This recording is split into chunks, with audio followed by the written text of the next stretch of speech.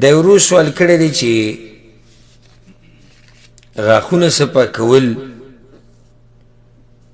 په دې نن سبا د برش او ټوت پیسټ چې ورته وایي او په دې باندې معجون د غاښونو هغه په دې سره غاښونه صفا کول د روژتي انسان دپاره جایز دی او که نه جایز دی. دا سوال ډېر کي عوام اکثر دا سوال کوي جایز دی، هېڅ خبره نه ده، خو شرط پکې دا دی چې څه تیر نشي. او که چېرته څوک یې ډېر ضرورت ورته نه وي او شپې ته یې اړوي ډېره ښه ده. که ډېر ضرورت ورته نه وي او څوک یې دغې ته اړوي چې روژه ماتي نه بعد به یې وکړي نو بیا ډېره ښه ده، ځکه چې خبره بالکل د شک او د شبهې نه ووته.